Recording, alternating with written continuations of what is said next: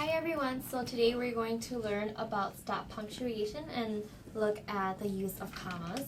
So what is stop punctuation? So stop punctuation is when you combine two independent clauses with a period, semicolon, or comma followed by the conjunction fan voice, which is for, and, not, but, or, yet, and so. So when do we use a comma? So we use a comma when an idea in a sentence is a dependent clause.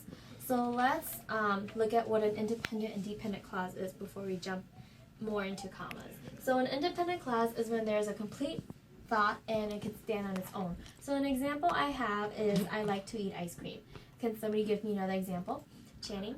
Yes, an example of an independent clause is I played video games. Okay, thank you. So if an independent clause is a complete thought and it can stand on its own, then what is a dependent clause? Emily?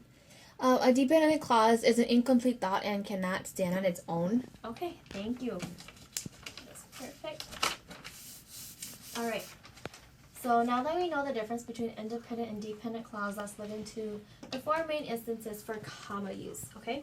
So the first instance that we would use a comma for is after an introductory idea. So this is when we would use a comma to separate a dependent clause before an independent clause.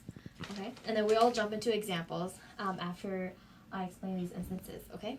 And then the second instance is when we set off necessary information. So we would use commas to separate extra information in the sentence that we don't really need. The third instance is after items in a list. So typically when there are three or more items, we would put a comma after each item except the last item on the list, okay?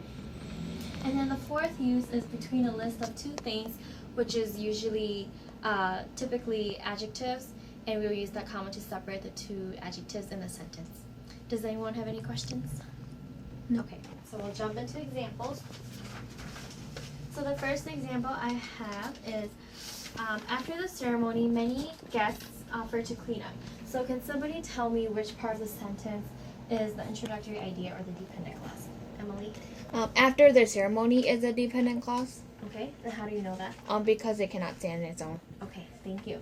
So let's finish this sentence here. So here I have an introductory idea, and it reads, whenever you are unsure. So can somebody help me finish it? Whenever you are unsure, you should ask for help. Okay, thank you.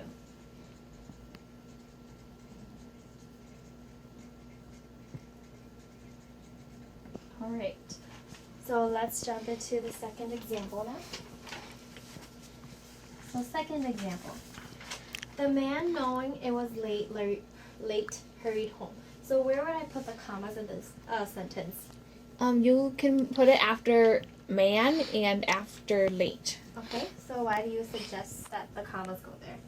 Because knowing it was late was an added part and it's not needed in the sentence. Okay. What about the man hurried home? Can that be a And that can also stand on its own. Okay, thank you. Alright, so third example.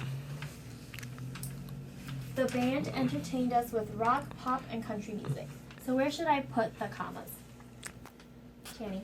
You should put the commas after rock and pop Okay, why do you suggest that? because you have a list of items in the sentence. Okay, so should I put a comma after country? No, Why? because it is the third and last item. Thank you.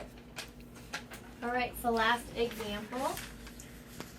Jack's quiet, sneaky dog knocked over his can of soup. So where should I put the comma?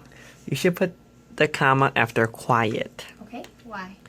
because you have two adjectives describing Jack's dog. Alright, thank you.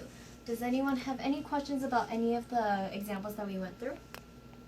Alright, so with your partner, come up with 4 sentences total, so 1 sentence for each instance for comma use.